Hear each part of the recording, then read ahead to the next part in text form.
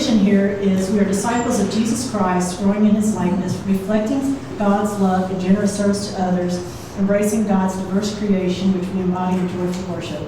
This class is kind of focusing on the reflecting God's love and generous service to others. And of course, the title is Esther, Serving Without a Safety Net. And today I think we're going to really get into that point where this theme comes into effect with Esther. Here's our question for today. Have you ever thought, what would have happened if? And it could be something in your life, maybe something you said or did, or didn't say or didn't do, or somebody else said or did or didn't do.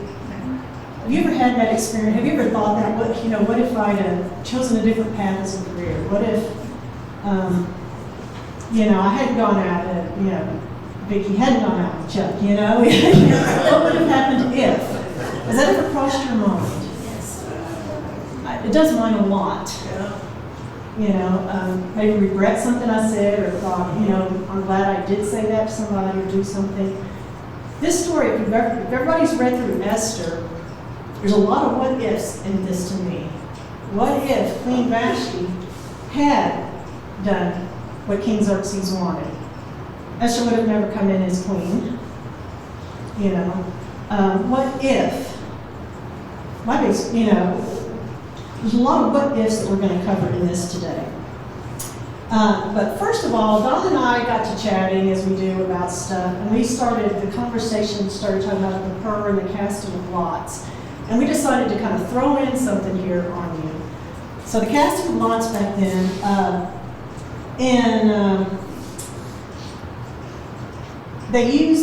the thought is they used either stones or maybe animal bones or sticks or something like that.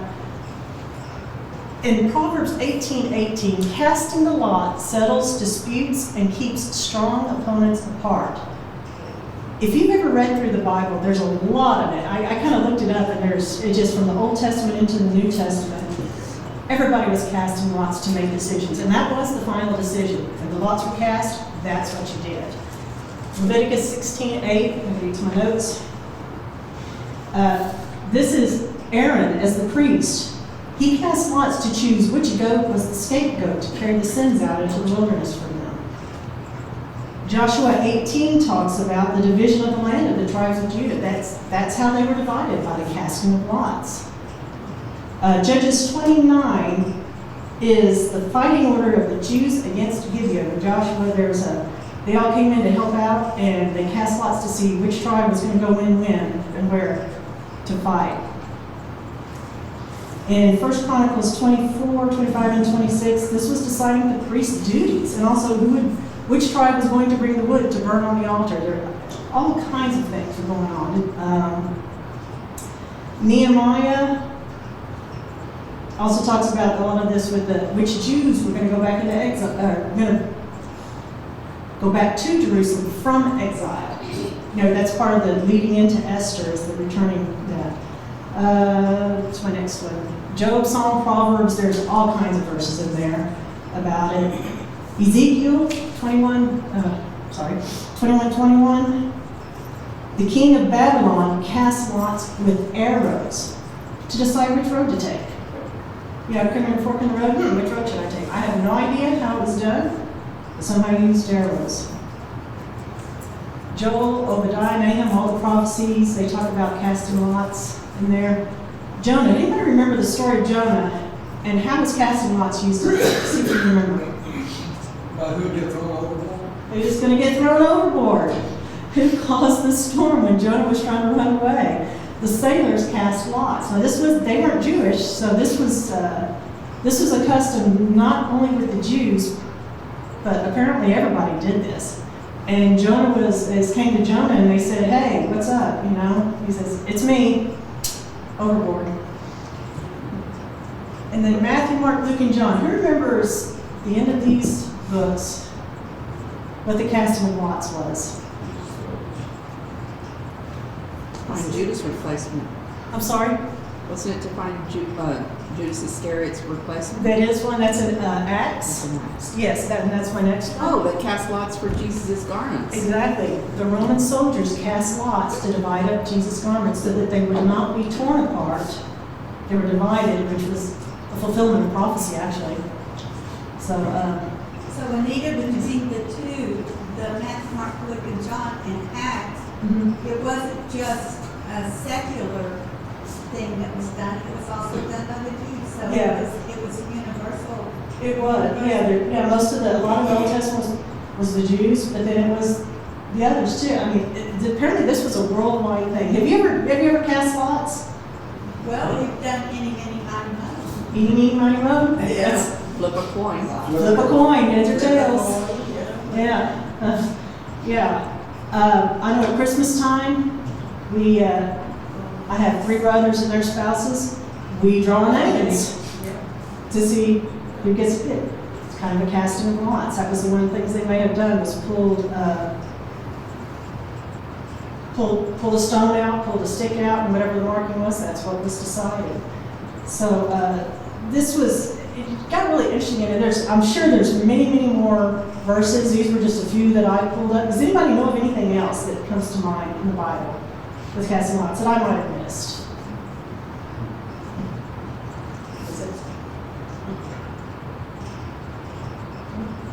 That's it. Okay. That was just kind of an interesting study that we were talking about, and this was important. Remember why in Esther this was important? What happened? What were they casting lots for? This was Haman.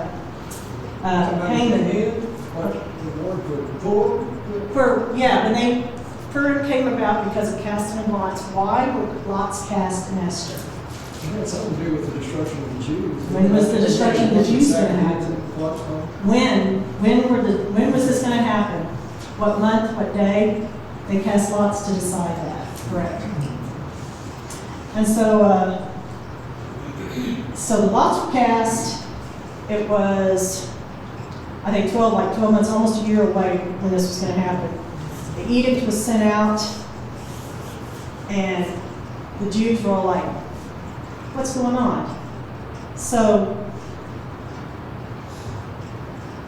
my thought was, what if Mordecai had bowed to Haman? What do you think would have happened? Because Haman is angry because Mordecai wouldn't bow to him, and Mordecai's a Jew, Haman's an Agagite. There's been decades and decades and generations of hatred between the two. And this has just sent him off. Now he's going to destroy the Jews. But what if Mordecai had said, whatever, I'll bow to him? Certainly would have had a big conflict. Probably wouldn't have had a big conflict. Or they get in, Haman may have just been looking for a reason, you know? I'm not sure, because Haman didn't like the Jews. Exactly. So there would have, if it hadn't been this, I think there would have been something else that would have come up, because Haman didn't like the Jews. And at some point, Mordecai would have, he would have defended his faith. Yeah, he would have, I think Haman was probably looking for something. I think there was just, like I said, decades of hatred there. He's looking for a reason. This one especially has set him off, that he will not bow to him. You can tell who's storytellers in this room if you live. What if Esther had not been chosen as queen? May not have been what she would have been. She wouldn't have been the Savior. God would have known. What if, which this led to 3 days of fasting, and I'm going to read this to you. Esther 4:12-14. When Esther's words were reported to Mordecai, because she had said, he said, go before the king, and see if you can say this. And she's saying, yeah, if I go before the king without being called, I could be executed. Like that. He made me in bad mood and said, what is she doing here? Go ahead, go execute her. And she's like, you sure this is what I should do? And he sent back this answer. Do not think that because you are in the king's house, you alone of all the Jews will escape. For if you remain silent at this time, relief and deliverance for the Jews will arise from another place, but you and your father's family will perish. And who knows but that you have come to your royal position for such a time as this?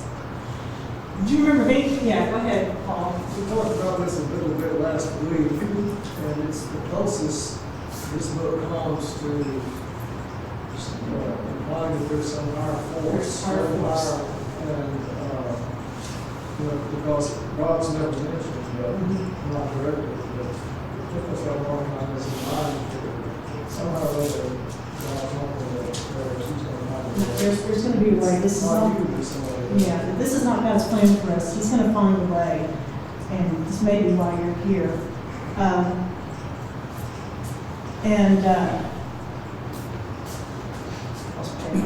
So, do you remember, no, but any other place in the Bible where something is said, if this doesn't happen, then this will, if they're not doing this or if you're not doing this. I had one pop into my mind immediately. I just wondered if anybody else had anything. If you remember, and I forgot to write down the verse because it's been a very busy week for me, but when Jesus is, I think he's trying, and the people are crying out to him, and somebody says, they should be doing this, he says, if they don't cry out, the very stones will cry out in praise. He says, it's just a time for praise. So, God's going to make something happen if he wants it to happen, right? And I'm going to have some people reading eventually from Esther 5. So if you want to, you can kind of get there. So what is Esther's response? If I perish, I perish. If I perish, I perish. And to me, this is her turning point. Esther's been chosen as queen, and she's been following Mordecai's instructions. You remember, she went up as part of all these virgins that were found in the land. She went through a year of beauty treatments, basically. And the king chose her to be queen. The queen's job, remember, is taking care of the palace and the household. And I'm sure she's had a lot of advice from people. It's not like she had to just jump in and do it without knowing anything. She's got people around her who know what to do, and she's taken on that responsibility. But she's kind of been in the background. She's had people guiding her. All of a sudden, she's got to make the decision. She's got to step up front. She's got to run with it. And to me, this is the big turning point in her life is, I've been doing fine. I've been doing what I'm told. Everything's good. I've got to jump ahead, and this could be the end. I don't know what's happening. You ever? I know this is a little different, but you ever just sort of jumped and said, "Okay, this is the point. I just got to jump out there and do something on my own." Have you ever had that experience? Chuck? I had a case where I had the engineering responsibilities for a subsidiary of UPS. And as clear as could be, I could determine in my mind what we had to do to do next. We were losing $1 million a day at the time. So I went to my boss and a couple others on what we should do, and got no support for it. So I wound up going around my boss. Went to the chief operating officer, then the chief financial officer, then eventually the CEO. And we wound up implementing what I recommended. We went from losing $1 million a day to making $2 million a day. But I could have very easily been terminated for, going around the boss.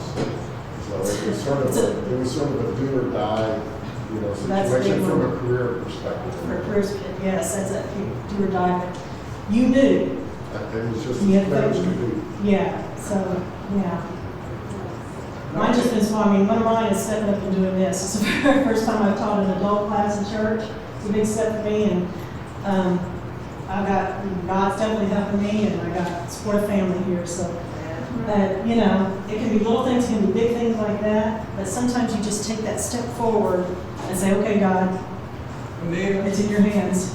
Yes? In my text, in the NIV, where she says, if I perish, I perish, there's a note going back to Genesis when Jacob didn't want to let his son Benjamin go back to Egypt.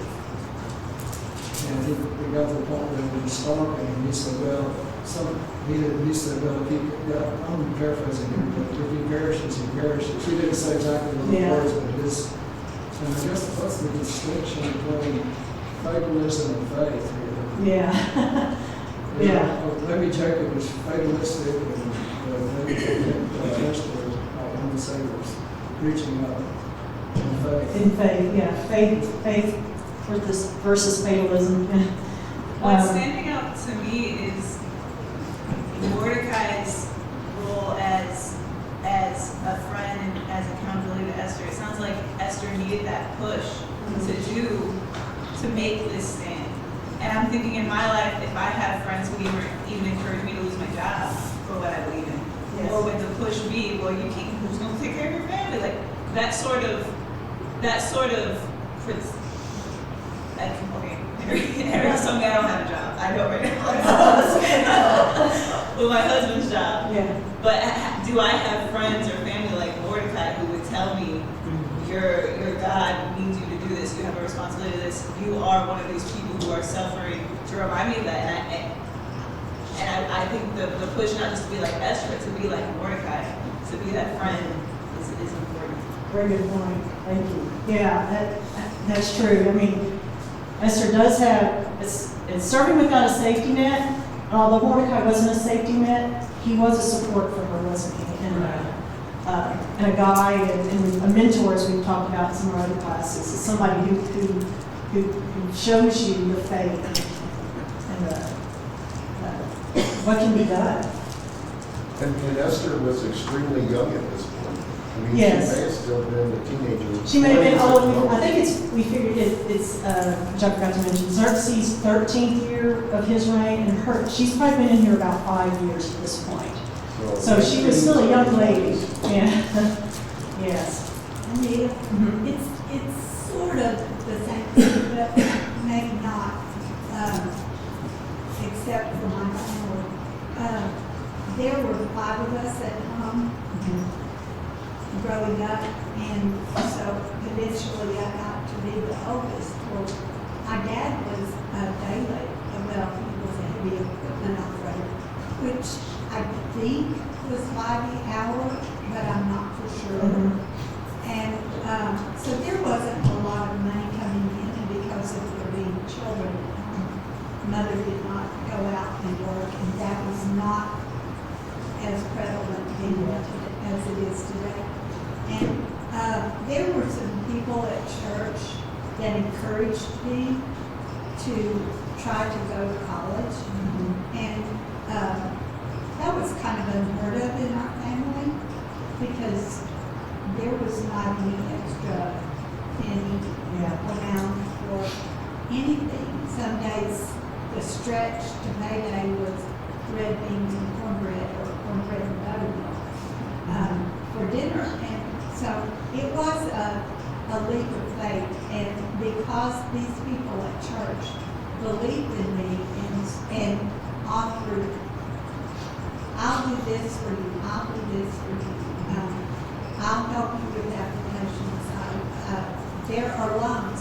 Well, I was a very naive person, and a loan was not something that I understood. Yes. And the people who were encouraging me understood it, but I was very naive and young, and I had no clue what I was doing. And I took that leap of faith, and God paid me all the way. Yes. Yes, I had a loan to pay back, but Gary got a loan instead of a dowry when he married me. Loan is a dowry. So it was the people encouraging me. Yes. Encouragement to go to college. Yeah, to take a leap of faith. Yes. And that probably changed your life And it changed brothers and sisters who later did. were you kind of the eldest that kind of I led the way? did. The next 2 didn't, but one went to a trade school. Mhm. Then the next 2 went to school. Next one to school. Great. So that big leap of faith there. I don't understand, but you had support of people that did. What I see in this story, though, is that women do need women to encourage others, but man, Esther went that much further because she had a strong, powerful man behind her mentoring her. Yes. However, watching the relationship with Mordecai and Esther, it's actually kind of more of a team. You have Yeah. Mordecai and Esther working together in that Esther had access and abilities that Mordecai didn't have. Yes. So not really as a mentoring, but more as that they used each other's abilities to coordinate what they did, working together as a team. And that where I see, when I see men working with a woman and a woman working with a man, and that teamwork Yes. is really like throughout, like even in my day-to-day life, when you see that teamwork based on relationships, trust, Yes. that's where amazing things can happen. Yes. Which is a great segue to Mordecai now following, perfect, following Esther. So this is the first time that Esther has given a response to has given something for Mordecai to do that we know of anyway. She says, okay, here's what's going to happen. Get all the Jews together in Susa, fast for 3 days. Now in the Jewish tradition, what happened when they fast? What else do they do? They pray. Now, again, this is one of those things that Esther doesn't talk about. The word God is not mentioned, the word prayer is not mentioned, but we know that when the Jews got together and fasted, that there was prayer, that they were doing it to focus their minds to pray to God. So you pretty much assume that they're getting together, they're fasting, and they're praying. I mean, you got to imagine, you have an order to come out to annihilate you and your people. Whatever the first thing they're going to do, pray to God, right? So that's what. So this is kind of the turning point with Esther to me, and this is where the whole serving without a safety net comes in. Is she's saying, I'm going to jump out there and do this. Hey, Mordecai, here's what you're going to do. So. So let's have somebody read me Esther 5, verses 1 through 4.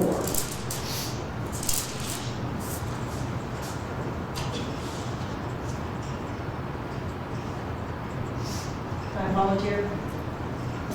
On the third day, Esther put on her royal robes and stood in the inner court of the palace, in front of the king's hall. The king was sitting on his royal throne in the hall facing the entrance. When he saw Queen Esther standing in the court, he was pleased with her and held out to her the gold scepter that was in his hand. So Esther approached and touched the tip of the scepter. Then the king asked, "What is it, Queen Esther? What is your request? Even up to half the kingdom, it will be given to you." "If it pleases the king," replied Esther, "let the king, together with Haman, come together to a banquet I have prepared for him." "Bring Haman at once," the king said, "so that we may do what Esther asks." Okay. So, her leap of faith worked, right? So Xerxes, I think I spelled that right, he's having a hard day at the office. Let's say he's on his throne room. He's having to make all these kingly rulings and everything. And out in the court, all of a sudden, he sees his wife, and she has, of course, dressed up for him. She's probably wearing her crown robes. She's got all pretty, and he says, and he is. He's saying, hard day at the office, my beautiful wife has come to see me, He is delighted. You ever showed up at your husband's office or something and just they're having a bad day, or just walked in and, having a bad day and they're just like, her husband ever done that to you back and forth? You're laughing. That will be a negative. Or you've done, just had somebody make your day somehow. Yeah. I think that's what Esther did. She just kind of made King Xerxes' day. He's delighted to see her. And he's so delighted, he says, "What is it you want? I'll give you anything up to half the kingdom." Now, side note, do you really think you would give her half the kingdom? Or is it? Yes. Maybe, depending how good she looked. But back then, that was kind of a saying, like we say, "Oh, here, honey, we're in the store. You get anything you want." Well, probably not anything, right? But I am so delighted that I just want to lavish something on you. And he's just, that seems very generous. But all she wants is to invite him to dinner. I've prepared a beautiful banquet for you.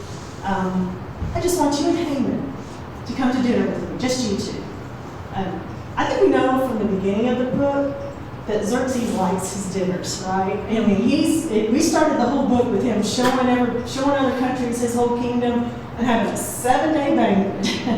He likes to eat, he enjoys his food and probably drink. So he is just delighted to do this. So somebody read me now verses 5 through 8. Well, let's see what happens in this banquet.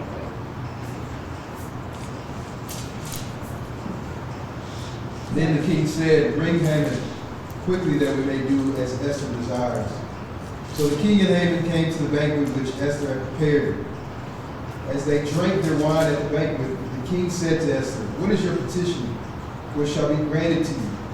And what is your request? Even to half the kingdom it shall be done." So Esther replied, "My petition and my request is, if I have found favor in the sight of the king, and if it pleases the king to grant my petition and do what I request, may the king and Haman come to the banquet which I will prepare for them. And tomorrow I will do as the king says." Okay. So he immediately sends for Haman. He's just like, he's ready. Yep, I'm done at the office. Let's go have dinner. Let's have a nice dinner, right? And so he gets Haman immediately. And what do you think Haman's response is? Oh yeah, I'm going to have dinner with the king and the queen. Just me, right? This is playing right into Haman's hands. You know, he's right where he wants to be. So he at once he's like ready to go. Let's go do this. And he's pretty pleased with the banquet, I think, because again, what does he do? What do you want, Esther? I'll give you anything up to half my kingdom. So apparently this is a very good banquet. I feel like God has given her guidance into leading into this. You don't want to abruptly just come up to your husband. What is it that you want? I want you not to be killed. Excuse me, you know. So she's leading him on. She's giving him what he likes. Nice big banquet. I think she's piquing his interest a little bit because her response isn't to tell him, "Hey, you said out a thing to annihilate all my people." She says, I want to prepare another banquet for you. I want you and Haman to come again tomorrow to a banquet, then I'll tell you what I want. And he's like, you know, you got to think about it. He's going, oh, this is getting interesting. Another banquet, yes. I wonder what it is that she wants. She's got something in mind, so she's really got his interest now in his ear. Any other thoughts on all this? I like to get other people's thoughts. Because he said it twice, I think he really meant it. Up to half the kingdom, I will give to you. So he really likes Esther. Yes. And he really likes that she's doing what he likes, that pleases him in giving a banquet. Because, as you said, it's obvious that he likes banquets and honoring and the show of his wealth, because she was the queen. She could order anything served. Yes, she did. And so I imagine it was an elaborate banquet. I think it was too. Yeah, I'm sure she pulled out all the stops, as I said, with the best food, and the best silverware. And Haman felt like he was really moving on up because he'd been invited not just once, but twice to the queens. Oh yeah. Just then. Oh yeah. I don't think he had a clue there was anything bad going on. No, I think he enjoys his position with the king. Remember, he's got the king's ring. His signature ring that he can seal. He can make orders and seal with that ring. The king has trusted him enough. Just say, you write it out, use my ring, seal it, it's done. Right? And now, not only that, he's having dinner with the king and queen, just him. You know that up to half the kingdom offered, that reminded me, King Herod did the same thing, which ultimately resulted in the beheading of John the Baptist. So, you know, I don't know if that was A good thing? Yeah, I think that was kind of one of those things that is like, what do you want, honey? I'll get you anything. Yeah. I'll get anything for you. I think it's kind of one of those things. Now, if she'd asked for half the kingdom, there may have been some conditions going on. You know, she may have kind of, I don't know, because they didn't want to lose any power. But obviously, he loves and trusts her a lot. I'm very pleased with her as queen. All right, let's move on to Haman. Talk about him a little bit. Verses 9 through 14.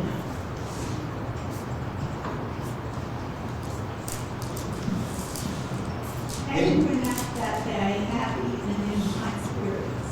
But when he saw Mordecai at the king's gate and observed that he neither rose nor showed fear in his presence, he was filled with rage against Mordecai.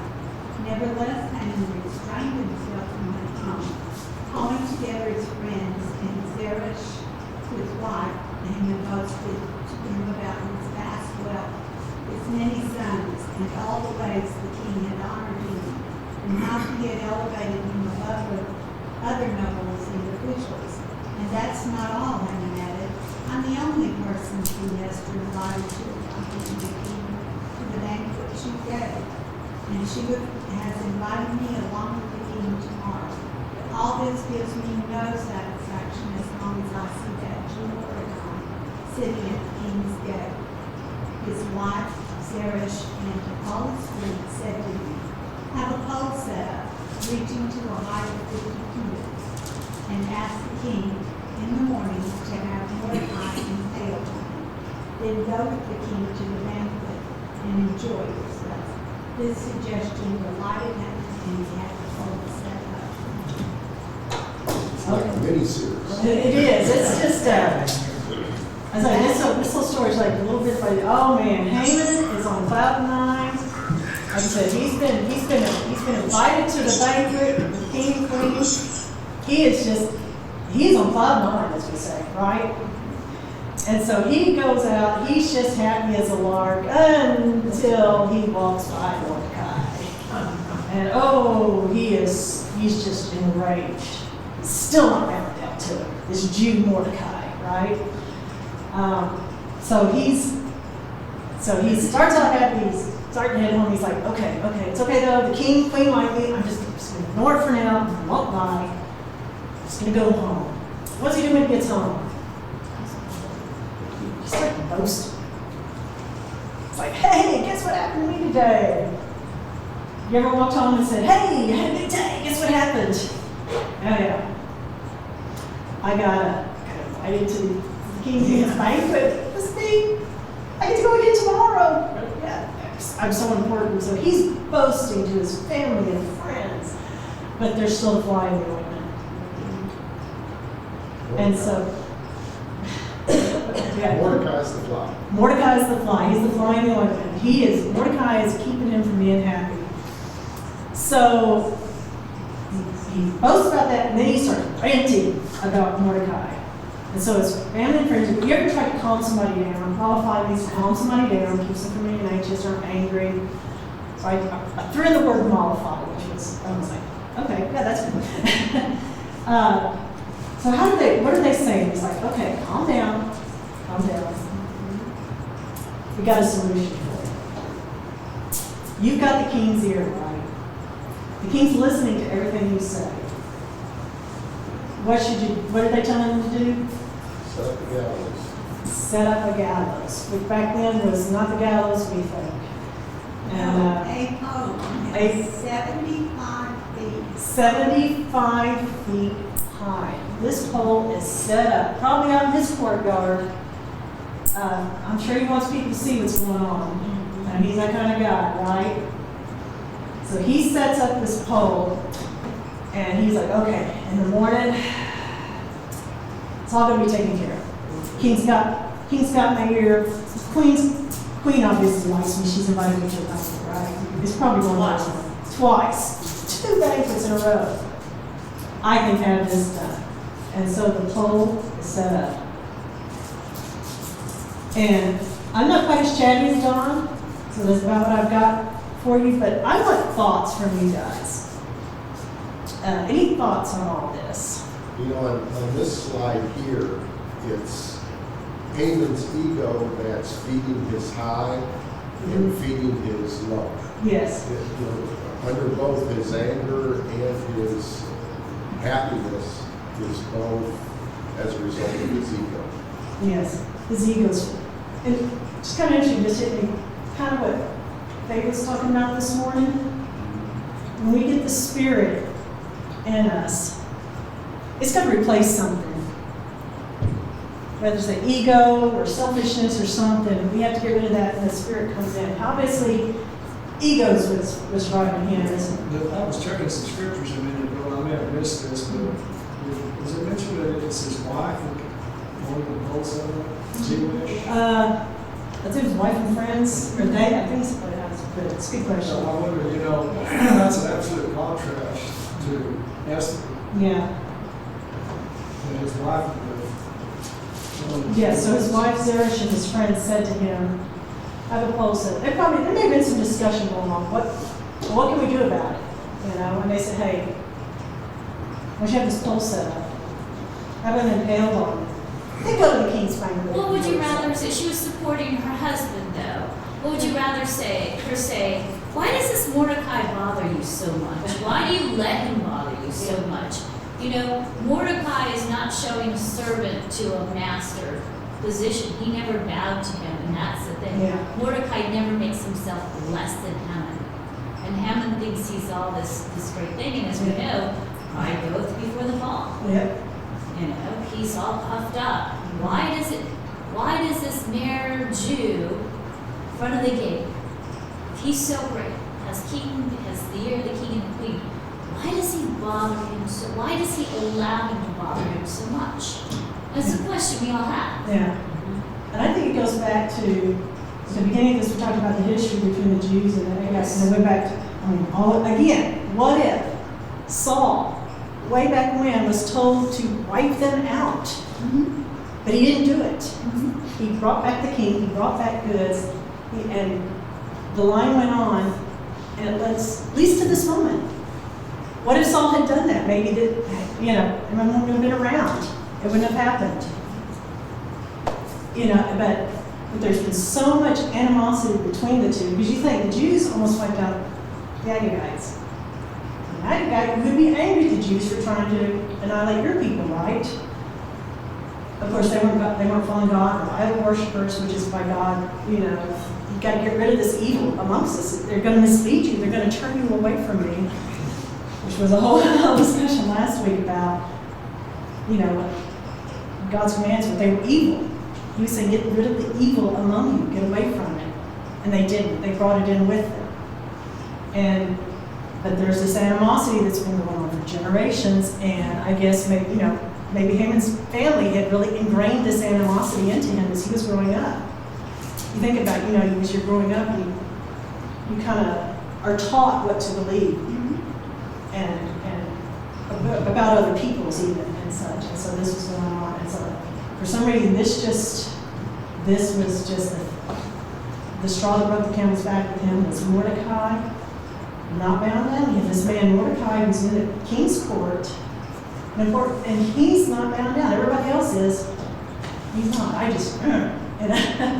So. Also, I don't think this was the first time that Haman had talked to Zeresh and his sons about Mordecai. Probably not. And it might be that Zeresh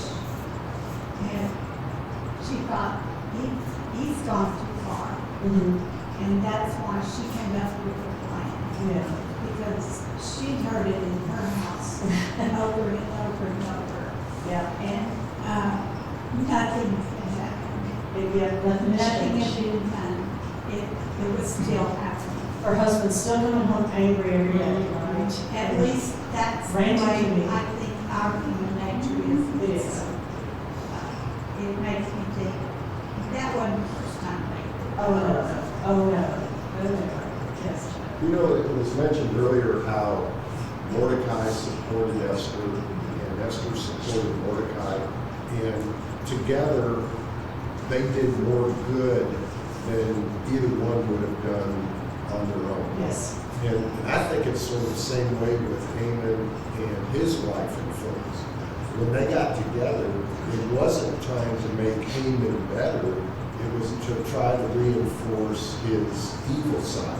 Yes. And I think that's probably a lesson for us today. I mean, can you find a spouse that is going to make you a better person? Where your weaknesses are, where your shortcomings are, can your spouse help you take the lows off of that? Maybe it'll Yes. never go away completely. The friends, the people that you have that are around to offer advice or to help boost you up, are they making you better or are they making you worse? And I think we've got a case where Esther and Mordecai made each other better. We've got a case where Haman and his wife Zeresh made each other worse. That's true. And to add on your point, it seems like Haman and his wife was really focused on getting success and respect. And when that is the focus, you're willing to do evil things To get there. to get to what you say Yes, is good, because it's good to absolutely. have success and respect. Mhm. Just a total flip of morality. Yeah, total opposites on the moral scale there. Yeah. I think when I look at the whole picture, everything that kind of went over the whole time, it makes me just think about the fact that, well, when the lot's cast and we're convicted, we have to, I don't know if we need to allow ourselves to be convicted or if we're just convicted by the truth just on its own, but we just act. Yes. Do it because at this point you're convicted by what's true, and